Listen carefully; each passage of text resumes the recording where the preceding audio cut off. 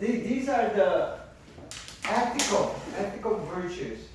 So with these virtues, you become trustworthy. See, if we are trying to work with someone, say you're doing a business, and the first thing that you are looking for, a person that you are going to do business with, whether as a partner or whether that person as an employee, what you are looking for is the virtue, the trustworthiness. Can I trust this person? Can I trust him with the money, with the things, with the business, with the work?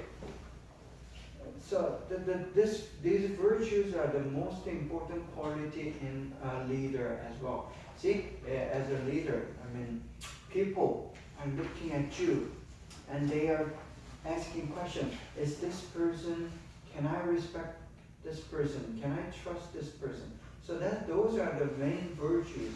And in this passage, the verse is, the virtue is fearing God, and then trustworthy, and then hate of pride. So these are some of the elements. Then plus says able man, able man. So you have certain ability or capacity or the talent to do the things. So those are some of the virtues that we are looking into. Okay, here are some list of our first personal virtues that we are going to look at. I mean, we have a lot more than these virtues, but we are going to look at some of the important ones. And these are the virtues that we are looking for in yourself and in others. So if we say we want a leader, then we are going to look at these characters. I mean, these are different than characters, but these are the virtues. It's a good quality in you, which makes you trustworthy and to be given a work. First thing is lordship, and then second is obedience, then humility, meaning you are being humble, and then patience and persistence, unselfishness, spirit, and desire to serve. These are some of the most important virtues that we are looking in a leader. So if you say, if you are a leader, you gotta test yourself. I mean, look at, see, do I have lordship? Do I have these other virtues? Am I patient enough? And ask yourself, am I humble? So these are the qualities, and we are going to look at each one of them little in more detail. Okay. First, obedience.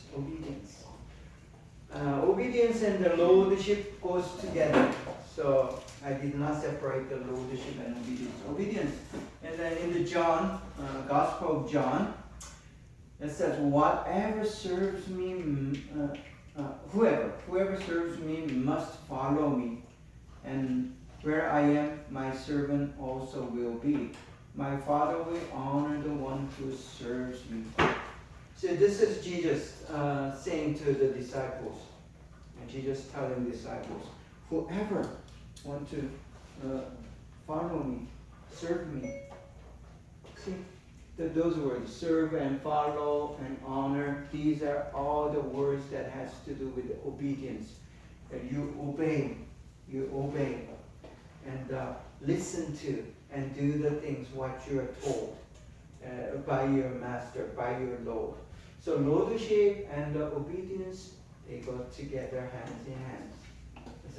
It's not the same thing, but if you have lordship, you certainly have obedience. You have to obey.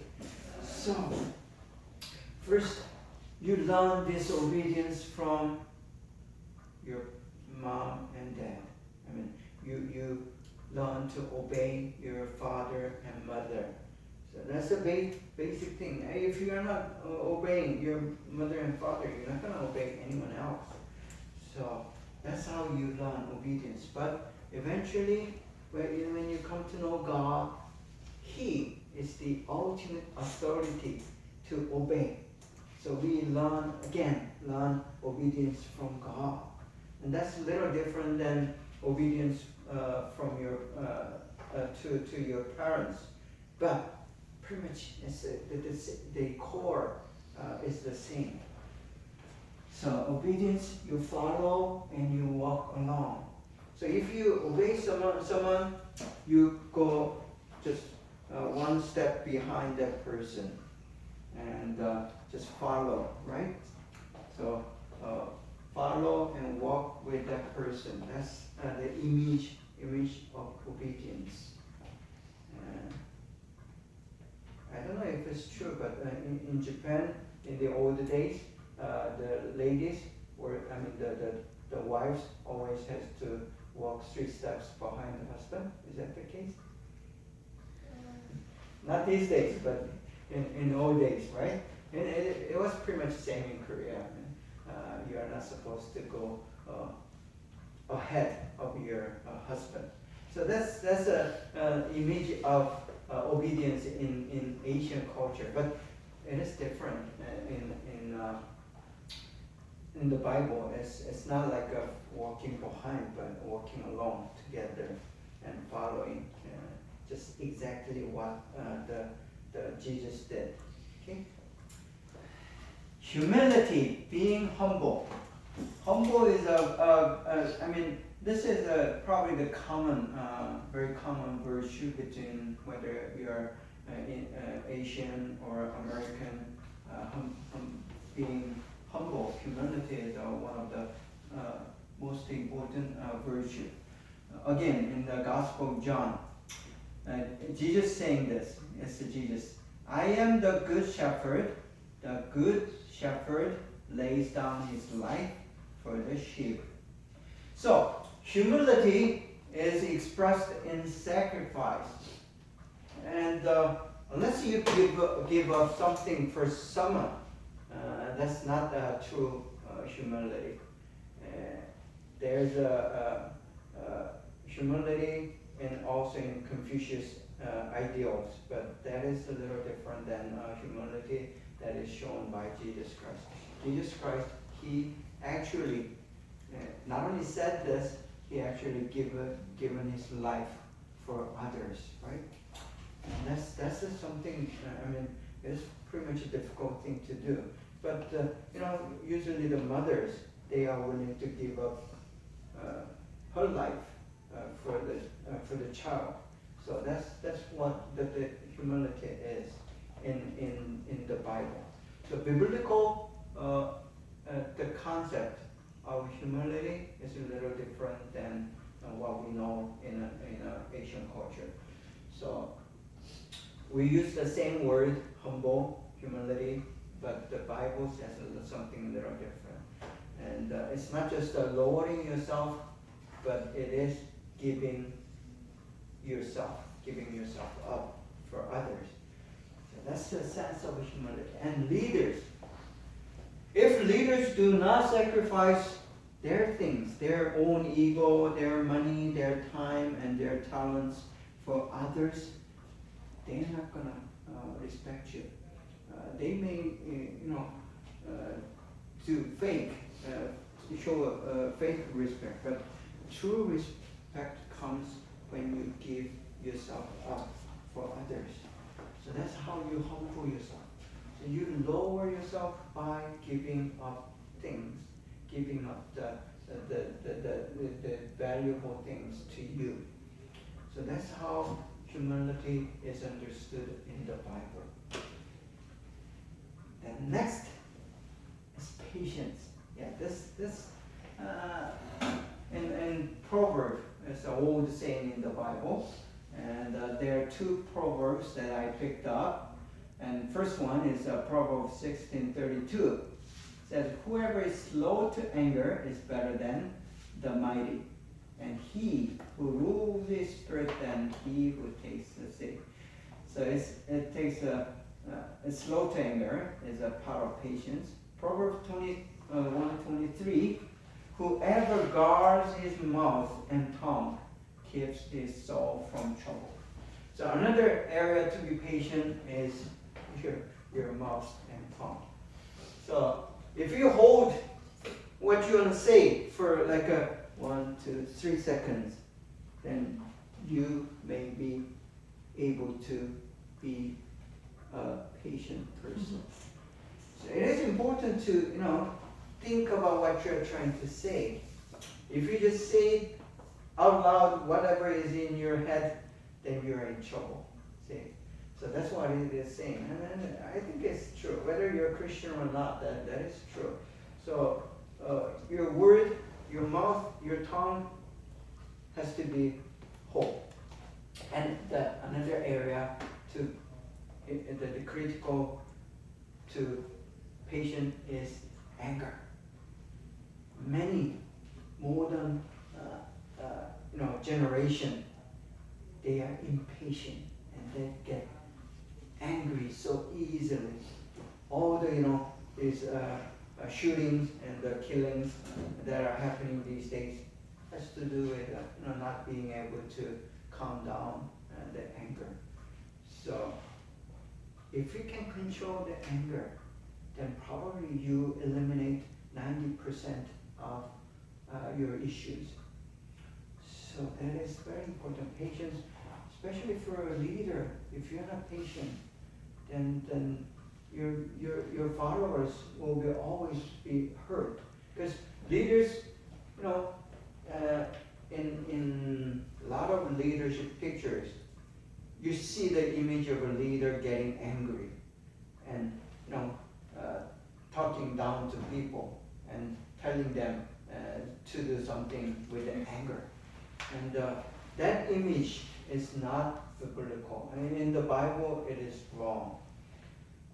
So if the leaders get angry, then they don't say the things because they are not usually the followers. They are not able to say things, but they get hurt. Whether it's a political, whether it's a business, whether it's a church, it's the same thing. When leaders get angry and members, the followers, get hurt. And the thing is, they do not say when they are hurt.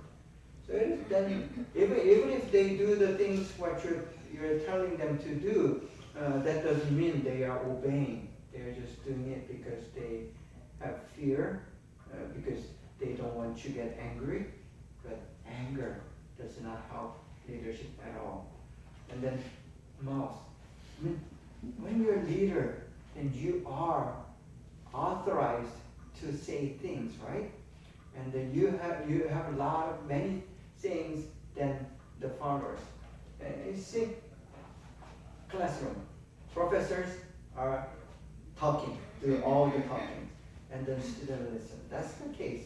And but if you say the wrong things to the people, and if you say the things that hurts people, then it becomes a big issue. So patience about anger and your mouth is very important for a leader. I'm sure that you have seen many leaders who get angry so easy and then say the things bad things without patience. Persistence is a little different than patience. Persistence is doing things until the end. And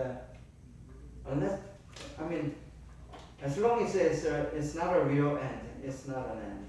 So that's a spirit of persistence. And the Bible says in Galatians 6:9, and let us not grow weary meaning tired. Let's not grow tired of doing good. For in due season we will reap if we do not give up. So the spirit of not giving up, that's persistence. Especially when you're praying As a believer, you pray. And you say, God is not answering my prayer. That's usually not the case. God is waiting to answer your prayer because the time is not right. So until the God answers your prayer, it sometimes takes long, sometimes a month, a year, or many years. And then that takes a lot of persistence. So you have to be, you don't give up easily. You just keep praying. Same thing with a certain words. You don't see the result right away. There are many things in life that you don't see the result right away. Because many things, it requires time. It takes maturing, and it takes trial and errors. You make mistakes and you redo it, and you still make the same mistakes, and then you have to do it over again.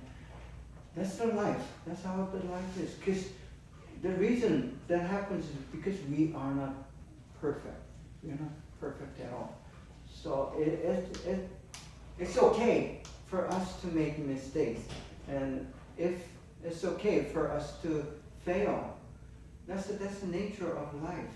If you're perfect, and then you're not going to make mistakes, and you don't need persistence. But we do fail. We do make mistakes.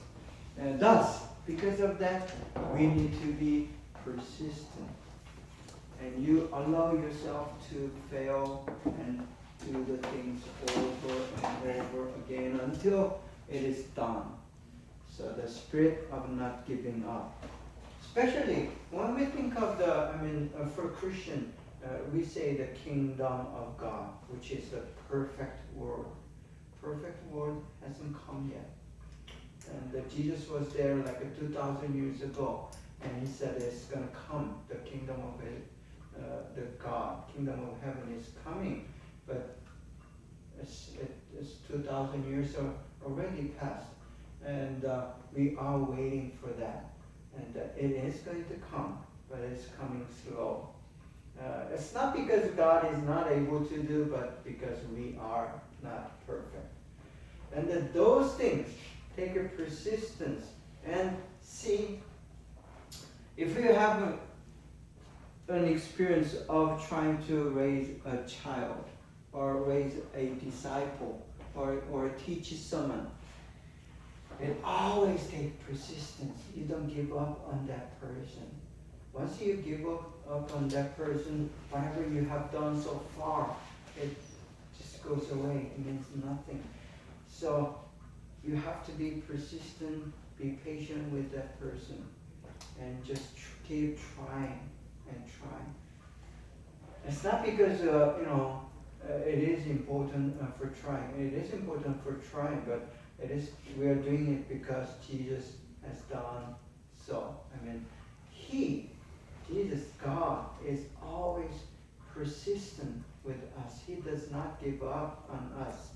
And he tries and tries. He says, I love you 1,000 times until we understand and listen. So that's how the Bible pictures about the persistence. And it's very critical character or virtue of a leader.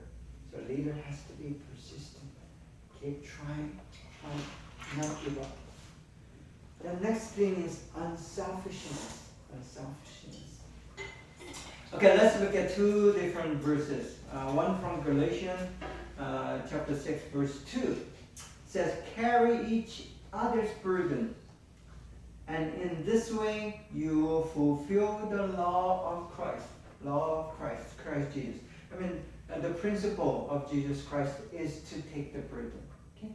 And then 2 Corinthians 10:24 says, nobody should seek his own or her own good, but the good of others.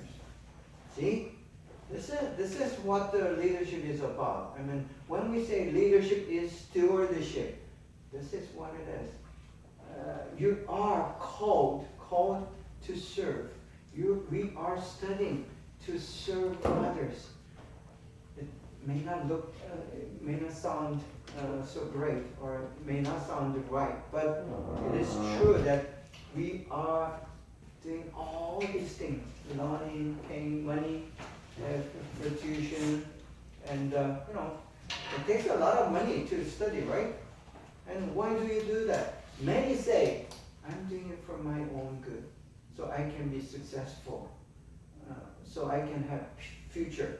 But the Bible says, okay, that's good, but add this to that, and you are doing those for others. So if you want to be a leader, leader is sometimes it's a good thing to be, and sometimes it is not. But if you are called to be a leader by God, or called to be a leader by someone, then you have to think of these. Am I doing it for myself or others? And the right answer is, I'm doing it to serve others. I'm being a leader to serve others. I'm not being a leader to give commands and to be respected and to be number one. No, that's not the reason that we are trying to be a leader. In biblical leadership, at least. We are trying to be a leader so we can serve others, as many as possible. So if you serve one, that's good, great. And if you serve 2 people, that's better. And if you can serve 10 people with whatever you have, then you are doing much greater. So, count the people that you are serving. See, if you're mom and dad, and then you're serving your child, that's 1 or 2 or whatever your children. And you have your mom and dad to serve, right? So that's a basic for every people. But people usually, their tendency is to be served rather than to serve. So that's human tendency and human intention.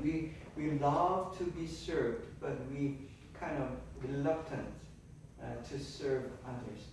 But you have to change that, the nature. And my calling is to serve others than to be served. That's very key, important virtue for a leader.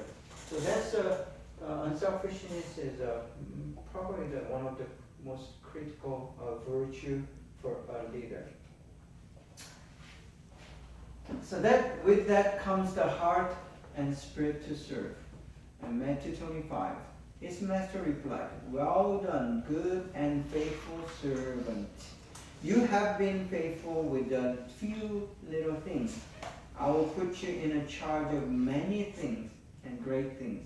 Come and share your master's happiness."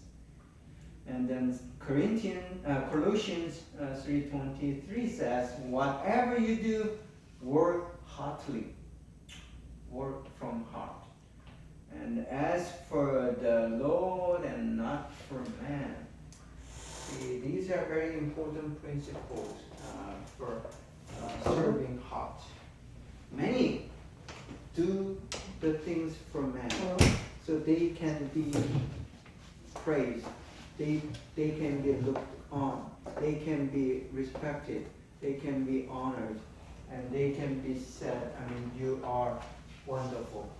A man says these things when you are a leader. But a Christian leader, biblical leader, do not do for the man. Man can say certain things, but for Christian, it is important what God is saying to you as a leader. So that's what the Colossians says. And then good and faithful servant enjoys the happiness with the master. See? So that's gonna be the question. Am I doing it for myself?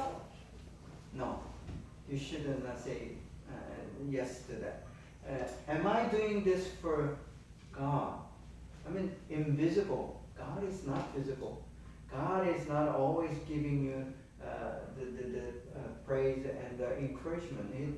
Sometimes he does, but usually you don't see that, you don't feel that. It is difficult for you, anyone, to do the things for something or someone who is not visible. But that's where the belief comes. So me as a pastor and many good Christian leaders, they are doing it for something that is not visible. It is not rewarded right away. So it is difficult. I mean, you work because you are paid with the money. You see the reward right away. But these things, the leadership doesn't pay. There is no visible reward right away. You have to wait many times. Sometimes you do not see any result at all while you are alive. And so these are very difficult things to do. But hard to serve. What is your heart? Where is your heart? That is very critical. So as a leader, we have to have a heart toward Him, God. Okay. Next. We have looked at the virtue that's inside. Those are the talents. I mean, that's the gifts. So these good qualities inside you, that's given from someone up there. Now, these are so-called functional talents. If the things that we have seen are relational talents, these are functional talents. Meaning, you have to work. You have to produce result. You have to function. You have to run an organization. You have to run a business. You have to run a church. And these things requires hands and doings, a lot of doings. So those are the functions. Relations, you don't have to any tools, but a person and another person, these create a relationship. But the function, you have to have certain tools and certain skills to accomplish. So those are the functional talents. So we'll look at those functional talents you may have. Number one is your attitude. And that's a very important resource or commodity or the talent. And these attitude involves the following. Involves initiative, innovative mind, and diligence, passion, and insights. And there are many more. Of course, there are many more. But we'll look at these things because these are some of the important critical attitude. Attitude is probably the direction that you are going. It's an attitude. You see people, you see things, you have an attitude. How you look at those, how you approach those, and how you go about the things. Those are the attitude. So these are some of the key elements, attitude for a leader. Not just a regular person, for a leader, you have to have these attitudes. See, you may not have all these things, but you may have one or two or three or more. So let's examine yourself and say, do I have this? Okay, and let's examine each one of them. Initiative. Initiative is very important for a leader because, see, it's a pioneer and frontier. Meaning, when you're initiating, you have an if you have an initiative, then you explore the new territory. So that's who the pioneer frontiers are. I mean, Columbus, who discovered. I mean, I don't like the word discovered, but no. From their point of view, European point of view, they discovered America. It was there, I mean, for a long time, but they say they discovered. So, I mean, anyway, he ventured and took a risk. He took the adventure to cross the sea and unknown, and then he eventually found this land, America. So that's frontier. And then in the early days of American history, those who settled down on the East Coast, they traveled across America to come to the West, California. And those are called pioneers. They are the frontiers. So it takes a frontier spirit and pioneer spirit to have an initiative. And then, first one to do. See, first one to do, sometimes it's very exciting, but many times, because no one has done it, if you're trying to do that thing, it's very risky, dangerous. You don't know if you're going to succeed or fail. So to have an initiative, you have to be the first one ever to do it. And that's why it is difficult for a person to become a leader. So you have to, experiment yourself and put yourself in a danger, sometimes even in harm's way. And then you are going into uncharted territory, meaning there's no maps. So have you ever tried to drive without the GPS, the Google map? It is difficult, right? So, if you go to same place for a second time, that's fine. But if you're going this place for the first time and you don't have a map or any direction, then you are in trouble. So same thing for the leader. Leader has to make a map. They are the ones who are drawing the map because no one else has gone into that territory, and they go in as a pioneer or frontier and experience it, see it, and then they are making their record of it. So others can benefit from your experience. So that's a leader. And so you're going into uncharted, unknown territory. So another thing is facing the unknown. Future is unknown. New territory is unknown. New experience is unknown. New enemies, that's most unknown. So you're facing all these things. Those are unknown. Men fear the most. What the men fear the most is the unknown. We are afraid of unknown.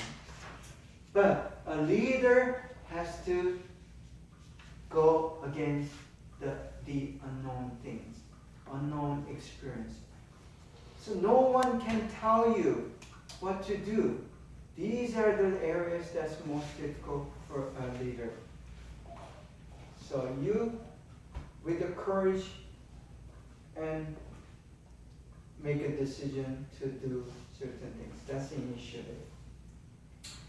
So you take a risk, and then you also try to motivate others.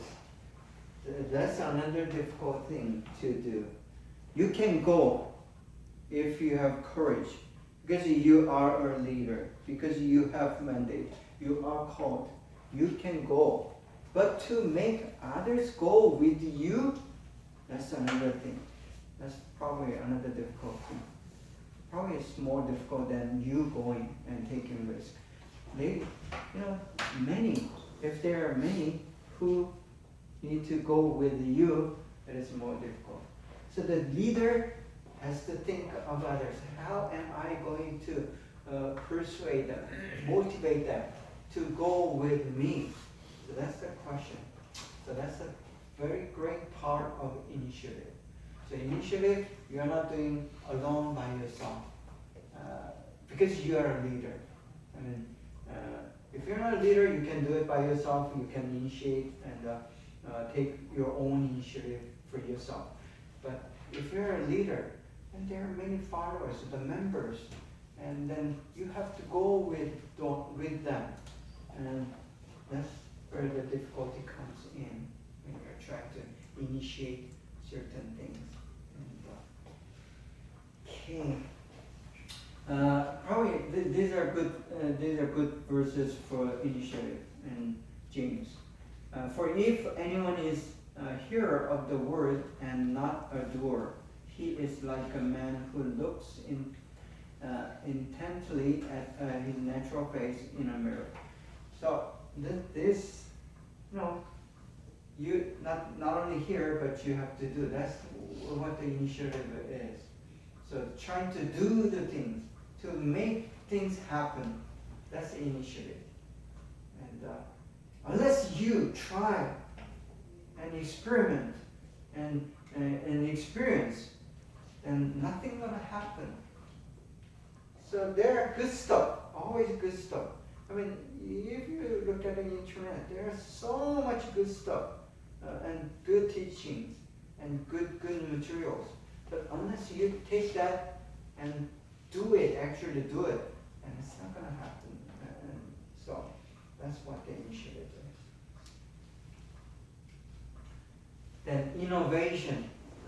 This innovation is a very important word in modern business, and even in your study, whatever you study, whether it's you're majoring in architect or majoring in medicine, whatever, art, even art. Innovation is one important keyword.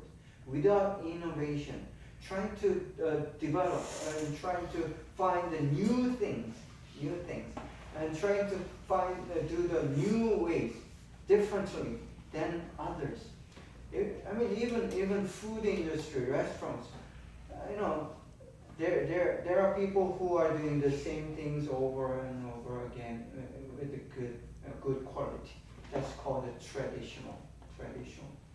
But there is always that innovation, like trying to develop something that's new, and we need that innovation in leadership. So it's a kind of initiative, but it takes a lot of imagination. You have to imagine and think, something that is not traditional. And you gotta always ask question: can I do this differently than others? If you do something differently, it's not always guaranteed to be more efficient or effective. But doing it differently itself has certain virtue, certain value in it. So ask yourself, can I do this differently than what people has done so far? That will be a very important question for innovation. And the innovation demands creativity. So if you are a naturally creative person, that's good. But if you're not a naturally creative person, you gotta always keep asking these questions. Can I do it differently? And try to imagine things. And the innovation always should, not always, but it should bring the positive changes. Many times it may bring negative changes, and we call a failure. But innovation always comes with a cost of failure. Without failure, you're not going to be able to innovate anything at all. So that again, I say, do not be afraid of failure. You can fail. Because we are human beings, and you have never done this before, and it is okay for us to fail. So failure, that's a negative change. But with the negative experience, negative change, and we can eventually bring the positive changes. to you, yourself, and to others. So that's what the innovation is for. You want to serve others with these positive changes. Invention is a fruit of innovation. So you, as a result of innovation, you are going to invent something, some ideas. It's not always things, but ideas also. So innovation brings invention. Not many of those are innovative.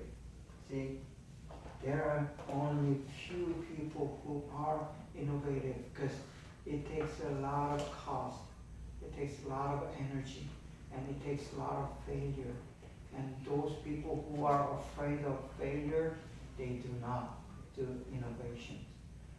So it's a special quality for a leader, and it is special quality, especially needed for this time of age. Okay. And there's one Bible verse probably connected the human innovation.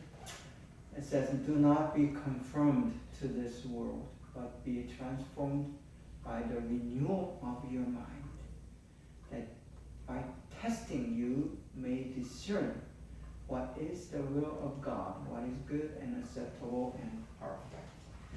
So you innovate yourself as a believer, as a person, as a Christian. That's what this verse says. So don't be old self always, but try to renew yourself and make innovation of yourself. Diligence. Yeah, diligence is a good virtue. I mean, that's key virtue. And it comes with a faithfulness, and you're doing things for credit. I mean, if you're diligent, you earn credit from others, credibility.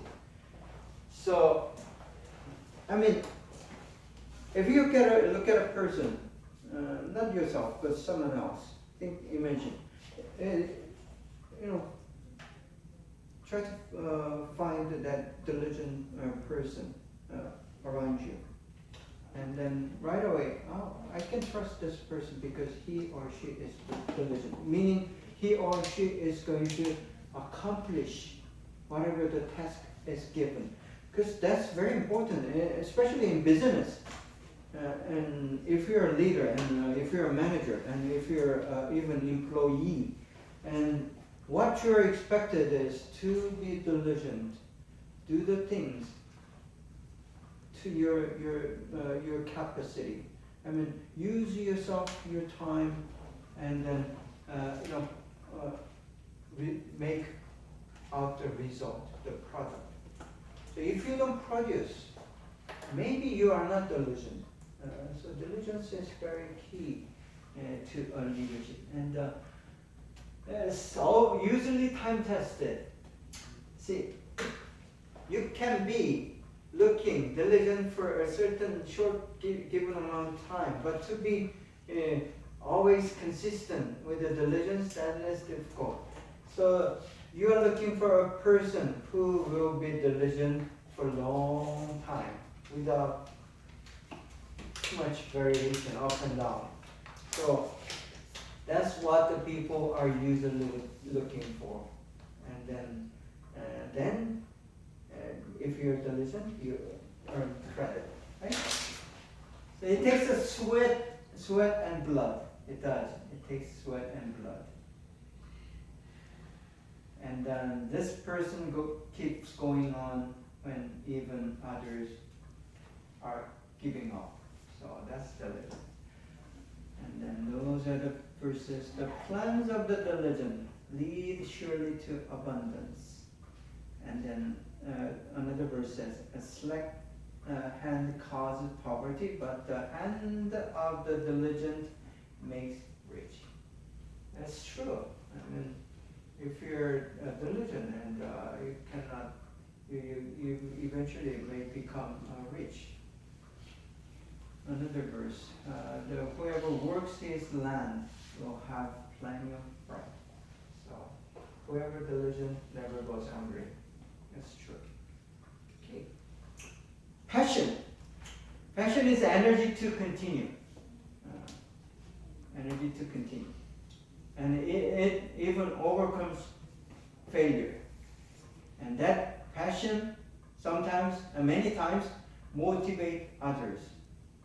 Passion needs rest. Okay.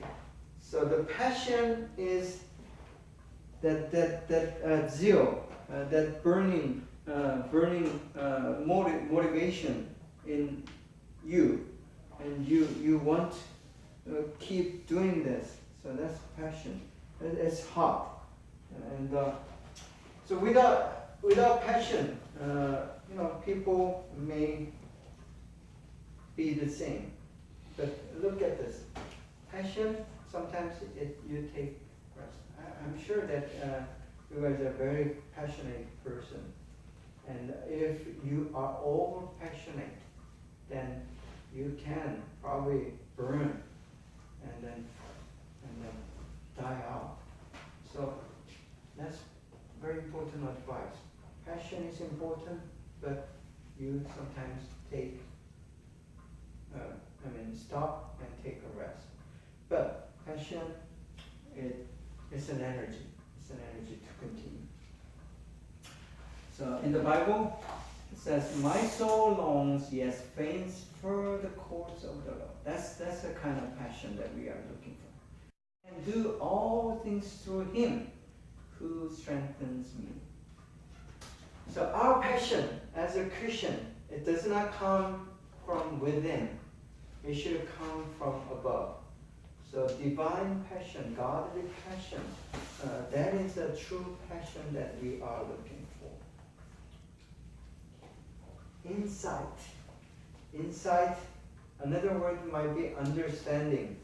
I should have a Chinese character on this because there's a good Chinese word for this.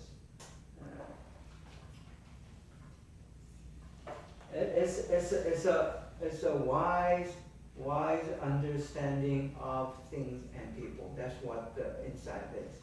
It's a very wise understanding about the things, life, and people. And the insight helps you to see deep into, and it also helps you to see wide. Many people have narrow vision, but you should look at all over all things and deep. And also, it helps you to see the unseen. There are things that are not visible to untrained eyes. But if you are a leader, you should be able to see the things that people know, usual people do not see. That's one of the keys. And then, if you have insight, you should be able to see the past and learn from the past. And also, you are seeing present, but inside, most critically, should be able to see the future. Not many of us do not know what is going to happen tomorrow. That's who we are. But there are some people who are able to see a year ahead or 10 years ahead. And if you are able to see where you are going to be after 10 years, who you are going to be after 10 years, then you are wise. You have those insights. So looking toward the future, into the future, is very critical quality for a leader. So do you have insight as a leader? See? Do you see deeper than others? Do you see wider than others? Do you see unseen that other people do not see? Okay, so that's the question.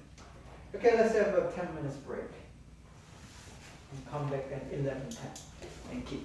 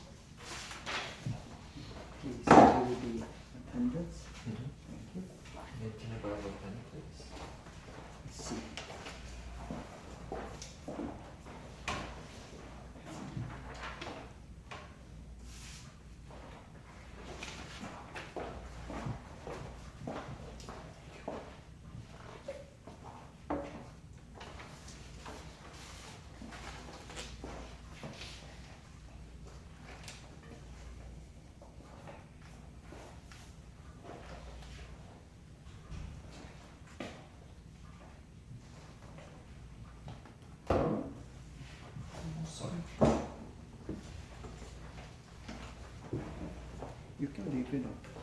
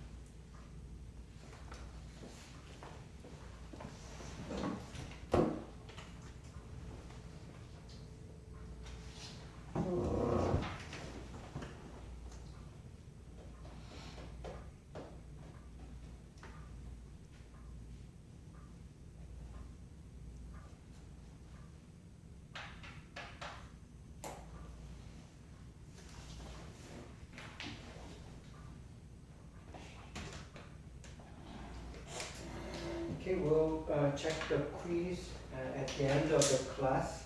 Now let's continue with our lecture, the lesson. And so the talents, we are dealing with the talents. And the first thing was how you relate with others. Attitude. Attitude about yourself, about people, and attitude toward work. Now, workmanship. Workmanship is as a worker, as a person who works, you have to have a certain quality as a worker. That's called workmanship. And if there's a stewardship, this workmanship is producing the result. To make the result, you have to have certain qualities, and these are the qualities that we are going to look at. Number one, it will be excellence. Excellence. And then number two will be expertise, and then completeness, and then experience. So these are probably four major qualities for any person who works. So whether you are working in a business, working at home, working at church, or anywhere else, working as a student even, we ask you to be excellent in your study. We want you to be expertise in your field, your major. And we expect you to complete everything. Complete. And then we want to reflect your experience. So we are going to look at each one of them. Okay, expertise. This has to do with professionalism. You're being a professional, whatever the field, whether you're a medical student or you're an artist. You want to be a very professional on what you're doing. You're gonna know what you're doing. I mean, see, if a medical doctor does not have that expertise in his or her field, then you are going to be in trouble because your life depends on the medical doctor. So that's highest professionalism in like a legal field, like a medicine. We require that. And if you're a pilot, airplane pilot, we want them to have that expertise, professionalism. They're gonna know what you're doing, right? And that comes with the experience. More years of experience, you build more expertise. Not always, but generally it is true. You have more experience, you know what you're doing. And then furthering. Furthering is many people in certain field, when they graduate, say you have a degree from a college or university, and then you stop there, you stop studying, you stop reading, and that's not good. So you continue to further develop, so you become a better person, better professional. You know more in that field, that experience. That's how you build your expertise. So you have to further grow. Then trial and error. Like I said before, you always try the things and you make mistakes, errors, and then you learn from the errors and mistakes, and then you improve. That's a key word, is improve as you go along. And the expertise is built by those trial and errors. Without trial and errors, if you without failure, you are not going to improve. So that's how expertise is. So these are some Bible verses. A wise man is full of strength, and a man of knowledge enhances his might. And then Psalm says, teach me good judgment and knowledge, for I believe in your commandment. So good judgment is very key to expertise. Okay, excellence is the quality of your work. See, excellence is quality of your work. Whatever you do, even as a housewife, as a father, I mean, you have to be the best, excellent. Not compared to others, but do your best. That's excellence. If you have a capacity of 100 and you are always doing 80%, then you are not reaching that excellence. So you do your 100%, everything with wholeheartedly. That's a key of excellence. So the quality of your work, doing your best. It's not about competition. I just said that. And excellence equals blessings. So you do your 100%, the 100% of your capacity, the best, then you are blessed. That's the concept of a biblical blessing. So, in the Bible, blessing is not so much about receiving something from God. It is more of who you are, being who you are. If God created you as a woman, you want to be 100% woman. God created you as a man, you are 100% man. Then you are blessed. That's a biblical concept of blessing. Just full-blown yourself, who you are, the best, the excellence. That's the concept of blessing in the Bible. So, read this in Daniel chapter 6. Then this Daniel became distinguished above all the others. Distinguished. Became special, outstanding, visible, and people recognized who he is. That's the excellence. And completeness, end of any works. You have to finish any works. And accomplishment, it is an accomplishment, and then it is finishing well. So your life is complete. Your life is complete when you are finishing well. Your work is completed when you finish that product well with a quality. So you have to end certain things. There are things that has to be end at a certain given time. And if you're not diligent, you're not going to complete. You're not excellent, and if you don't have expertise, you may not be able to reach that completeness. So completeness is very important for a person who works. Result is as important as the process. I said the process is very important, but the result is also important when it is demanded and when you are measured by the result. So we want to be a better person. At the same time, you want to make a better product. You have to have a complete product. Okay. But when the perfect comes, the partial will pass away. As a person, you want to become a complete, whole, perfect person. And eventually, we believe as a Christian, we will become perfect when Jesus comes back, when we reach that heaven, and then we become perfect. Experience. One cannot buy time. That's important. You are not able to buy time, even with the money. I mean, with the gold, you're not going to be able to buy time. So, time spent, with the experience is very important. Another way is saying is you cannot buy experience. You cannot borrow experience from others. You may read the books. You may listen to the lectures.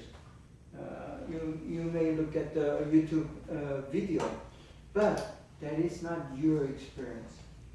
So experience is what you have, and you will not be able to buy that from somebody. So experience is very, not only is it critical, it's hard to get commodity, asset. And when you experience something, you have to interpret your experience. See, if you do not interpret or evaluate your experience, that you are not going to, you're actually not having the experience. You have to have you go through something in your life, or in this case at your work, you're going to review it and interpret it. So interpretation of your experience is important. So to interpret, you have to review, right? And go back and relive the experience. And also you learn from others' experience. I just said books, listening to their lectures, and looking at the videos. Those are someone else's experience. It's not your own, but you can get some lessons from someone else's experience. The thing is, your experience may mislead. If you misinterpret your experience, then may mislead. So what I'm saying is, do not always trust your experience, because your experience may differ from others. Your experience, the context, what had happened, the surroundings, the elements, the factors may not be the same as someone else's experience. So you trust your experience, but do not over-trust, because it may mislead. So many of us say from our own experience, but when we say that, we have to be careful, because you may have misinterpretation of your experience, which will mislead to the wrong conclusion, wrong interpretation. So learning from your experience and having much more experience than others may be important, but do not say my experience is always right. No, that's not the case. Your experience may not be right for some other people. So experience varies from a person to another person, but it is important for you to go through many different experiences, because that's life. Life becomes abundant, and you have more and many different experiences. Okay. So Bible says wisdom is with the aged, and understanding in length. So through experience you gain wisdom, which means if you do not have much experience, you may not gain wisdom. And also Proverbs says, a young man lacking sense, which means a young man is lacking experience. So younger, you have less experience, that's true.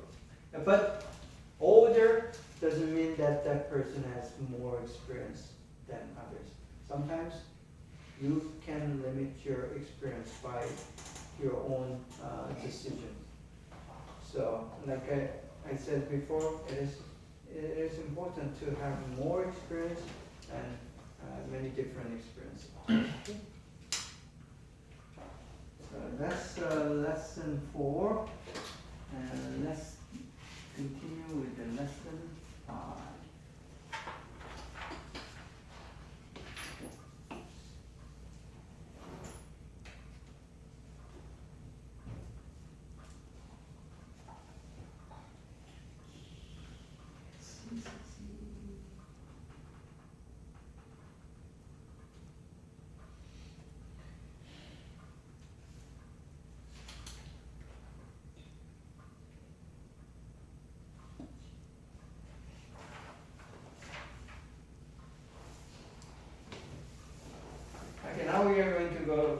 3.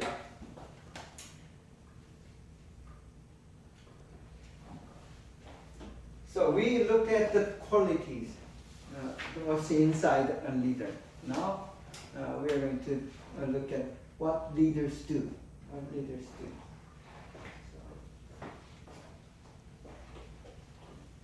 So there's a being part and doing part. When these are added or multiplied together, then you have the becoming a leader.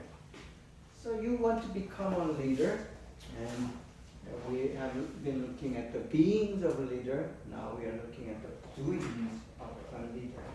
Okay. And what leader does? What does a leader do? That's the question. And the answer is leader motivates. Motivates. So a good leader motivates other people. Example. In the book of Nehemiah. Nehemiah is a Jewish person who was captured by Babylonians and lived there as an immigrant. I mean, in Babylonia. He was an Israelite, but he lived in Babylonia. And said, this is what happened. After I looked things over, I stood up and said to the nobles, the officials and the rest of the people, don't be afraid of them. Talking about the enemy. Okay? He went to went back to Jerusalem to build the Jerusalem wall, the defense wall. And then they were doing the construction together. And then the enemies who did not like them rebuilding the walls, they attacked them. And this is what Nehemiah said to his people. Don't be afraid of them. Remember the Lord, who is great and awesome, and fight for your families, your sons, and your daughters, your wives, and your homes. See, he finds the reason for continuing to do the construction for him, the God, because of God, and for your family. Do it for your family. This is how he is motivating the people to continue the construction. So, finding the reasons for the things. I mean, you may do the things for your own reason, but you have to persuade others. Help them to believe why we are doing this. That's a leader. That's a motivation. So true motivation is this. Then Jesus said to his disciples, whoever wants to be my disciple must deny themselves and take up their cross and follow me. So there is a false motivation and true motivation. False motivation is called manipulation. We'll talk about that later. So there's a manipulation and true motivation. True motivation, you be true to them. You're honest. And if you follow me, you're not going to get $1 million. If you say that, and actually you're not going to get $1 million. That's a manipulation. Say, if you follow me, you're going to be in difficult. You have to work hard, and you may not get a penny. And then, if you still do it, that's the true motivation. So Jesus says to his disciples, "Follow me," and you have to deny yourself, and then you have to take your cross, burden, and then follow me. Okay, there are some theories regarding the motivation and then mentoring. We are going to talk about motivation and mentoring, and these are some theories that are there. Okay, hierarchy of needs. I'm sure you guys learned this in high school or somewhere else. So there's a guy called Maslow. He's a psychologist, and he said this: there are 5 different needs, levels of needs, and there are basic psychological, physiological needs, like you have to eat, you have to sleep, and these are the basic needs. And then you have a need for safety. You want to be safe, and then you have need to be loved, and you have to belong to someone or some group to be a person. And there's something called self-esteem at the higher level. And then at the highest level, there's a self-actualization. These are the human needs. And he showed a picture. I mean, this is a picture of those hierarchy of needs. And at the top is the most valuable.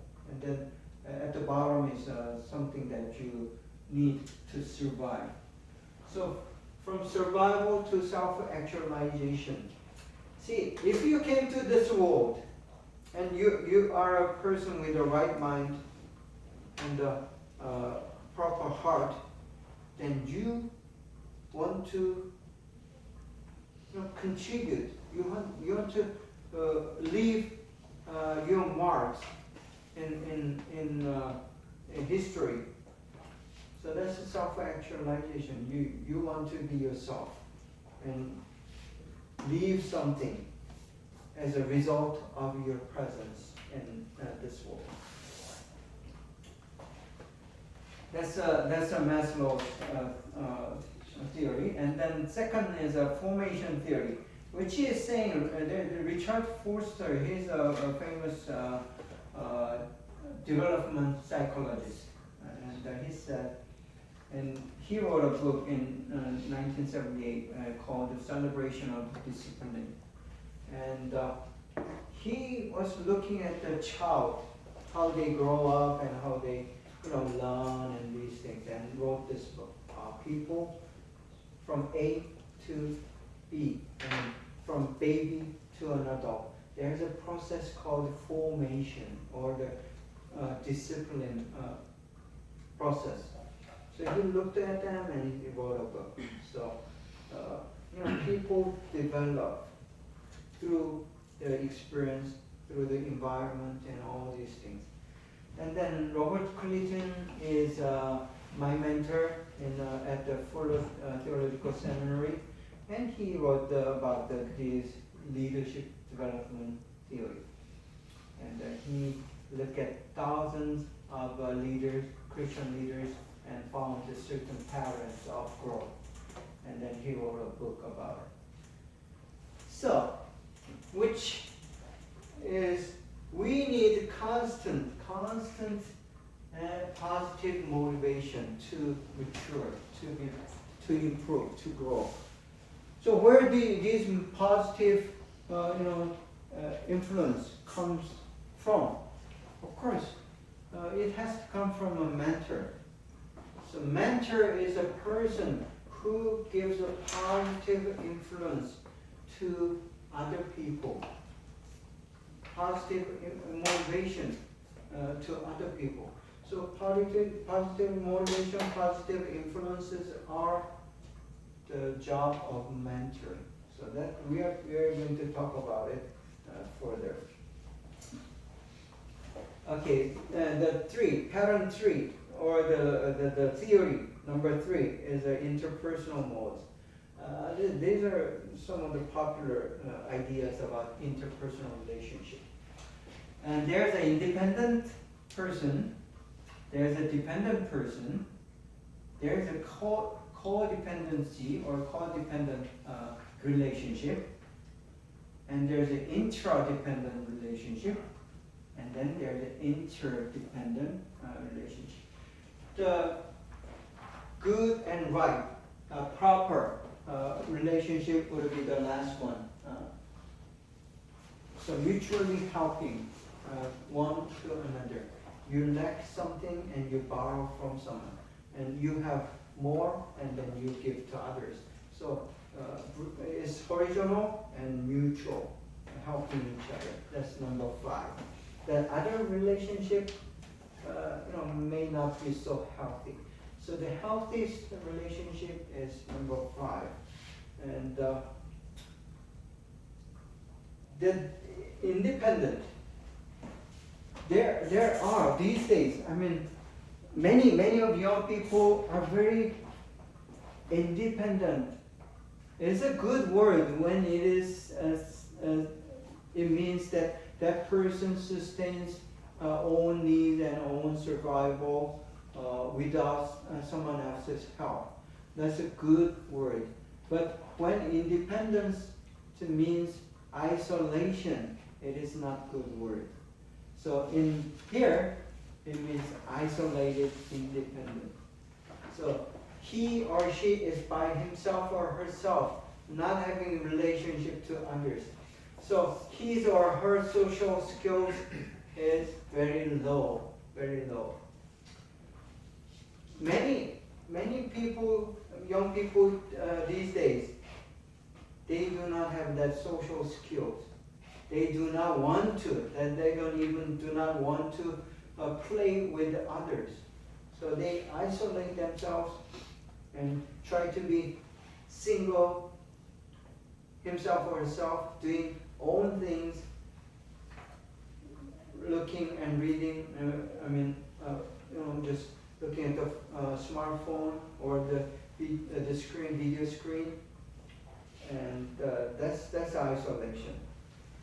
And then dependent, like a top and bottom relationship. You depend on others. There's someone big in your life, and you are depending on that person.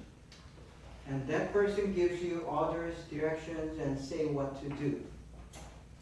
Many of the Asian cultures, Korea, China, Japan, we do have that hierarchy. So your parents tell you what to do, and tell you what your major is going to be, tell you which schools to go, and then you just listen and obey, so-called obedience. That's not obedience. That's just doing the things that you are told to do. So that's kind of relationship, the dependent model. So you are depending on a certain person who's telling you what to do, and you're not thinking, and you're just being passive. And then third, codependency model. Codependent model. Usually, when you're obsessed with a guy and girl relationship, or even in marriage, you just depend on each other, and you don't look at other people. You don't go out with the other people. Just eat up. This person eats up that person, and this person also eats up other person. So this kind of relationship is not healthy. And this is like an obsession for one another. So there's a mutual dependency model. And number three, intradependency dependent is like there's a group of people, more than one, two people, 3 or 4 or 5, who are compact together, and they only gather together by themselves and isolate, and they are very tight and have close relationship among themselves, but the other people are usually enemies. See, this kind of mentality happens with how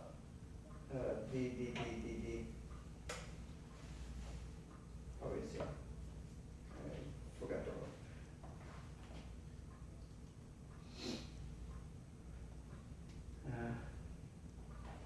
Those who are. Do you guys know the Unification Church? Maybe you do. There is like a sect, and they believe in they say they are Christian, but they are not really Christian. So these kind of groups isolate themselves from the society and compact together. And sometimes a family can be very dependent. Just bond with the family and loyal to family, but not relating to others. So that's not a good kind of model. So these are some relationship models that we can face, and yeah, we will talk about manipulation. We'll begin, but let's do the quiz first. Okay. Look at the quiz. Let's go over it and see which one is the right answer. Okay, quiz number 4 for today. Number 1 says, a person responsible for supplies of food or to a college, club, or other institution is called a steward, right? Okay. And number 2, which of the following is not 3 T's of stewardship resource? There's a treasure, time, and talent. Technique, number C. C is not a part of 3 T's. Okay. Question number 3, which of the following is not 3 M's? 3 M's of life stewardship. Life stewardship is about your mate, your master, and your mandate. It's not about money. So A is the right answer. Number 4, which of the following is not the identity of Christian steward? Christian steward is a servant, yes. A Christian steward is a representative of God, yes. A Christian steward is a manager, yeah. And D, master, is not the identity of a Christian steward. Number 5, which of the following best describes the initiative? First to do it, yeah, we just had a class on it. Risk taking, yes. Faces unknown, yes. He or she motivate others, yes. So all the 4 of them are right answers. So if you circled all 4 of them, you're okay. So number 5, all 4 answers are right answers. Number 6, which of the following is not an element of workmanship? We just did workmanship, right? So expertise, example, experience, excellence. Example is not an element of workmanship. Okay, number 7. Whoever is slow to anger is better than the mighty is about having patience. A. Answer is A. It's not about perfection or humility. Number 8. Whoever serves me must follow me, and where I am, my servant also will be. This is a saying of Jesus, right? And it is about, it's not about talent. It's not about gift. It's not about even sin, but it is about obedience. So number C is the right answer. Number 9, nobody should seek his own good, but the good of others. Also from the Bible, and it is about a servant spirit. Okay. Number 10. We just read this, right? A slack hand causes poverty, but the hand of the blank makes rich. The answer is D, diligent. Actually, it has to be diligent, not diligence. So those are the answers. Put down, make sure you have your names on the top, and please turn your quiz so I can have your grade. Thank you. Thank you. And thank you for the pen. It's yours. Thank you. 40 minutes.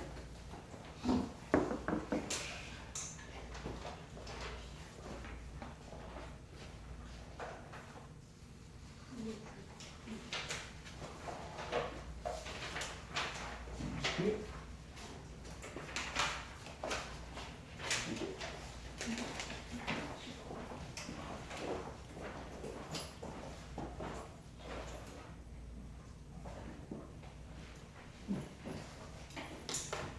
let's continue and until.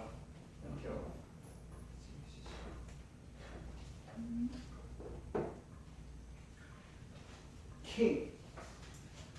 The danger of manipulation. I said the motivation. There's a motivation, and then the motivation is a good thing. But there's a wrong motivation, which is called manipulation. The reason I'm saying, taking some time to talk about manipulation is because, I'm sorry to say again about the Asian culture, but that's what I've been raised up, and most of you guys have been. And within an Asian culture, especially within those who have learned about the Confucius ideology, there is many of those so-called, leadership thing, which actually is a manipulation, and this is within the system, political, social system. We have been manipulated in many different ways. And the thing is, we don't even know that we are being manipulated. From our cultural perspective, it's normal that you listen to the older ones, and you have to obey the authorities. But authorities, they abused power, and they did manipulate their people. So this is something that we need to think about. Okay? So what is manipulation? What is manipulation? It's control or influence of personal situations, cleverly, unfairly, or unscrupulously, meaning also not proper. So that's an influence. It's an influence or a control. So we are always being controlled or influenced by someone or something. Life, you cannot avoid that. I'm not sure if you're familiar with those Chinese expressions, but that's what it is. Okay? Well, that's what we are talking. So you are being forced, and that is unhealthy, and it's impersonal.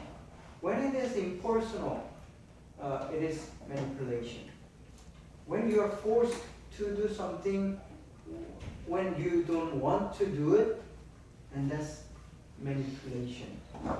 Whether it's a social pressure, or whether it's your parents, or whether it's your political leader, if you're forced to do something, then you are being manipulated.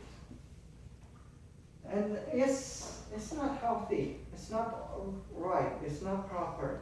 So it says in the definition, it's unfairly. And usually the manipulation is done cleverly. Cleverly, meaning even you are being manipulated, you do not realize that you are being manipulated, because they do it so cleverly. And leaders, even in a church, there are many manipulations. Of course, political, whether even so-called democratic country like America, they do have manipulations going on. And we have to recognize them. And we see the people are trying to go against manipulation, and then it means trouble for them, right? So manipulation is going on. This is what the manipulation is. To manipulate someone, as a leader, you have to look at each item. So, am I doing this? If you're doing this, then you are manipulating your people, your members, your followers. Usually it has to, you have to deceive your people, your followers. And you're going to mislead them, whether intentionally or unintentionally. Sometimes manipulation happens without intention. That's the probably most dangerous thing. You have to confuse your people, your followers. And then even you isolate your people from other good influences, so they would not realize what they are being manipulated. Then you condition them. Condition them means you give certain environment, and then they become more natural to used to that environment continually. Then once it repeats itself, then you feel comfortable, even comfortable in that kind of situation. So that's conditioning. And conditioning is a big factor in doing manipulation. Then you create fear among your followers, among your people. Many dictator leaders create the fear among their people so they can listen, they obey. And that's manipulation. And you build dependency. So you give food, you give money, and you do some favors, and then you build a dependency on you, and then you can manipulate that person. So that's a basic, common tactics about doing manipulation. So think of each item, and you are the subject of manipulation yourself, or you're manipulating someone else. So either way, we need to throw this, because it's not only it is wrong, but it is unchristian. It's not biblical. And many religious leaders, even Christian pastors, they do manipulate their congregation so they can listen. They follow you. So manipulation is not proper. Okay, we'll stop here, and you may go home. And thank you. Thank you.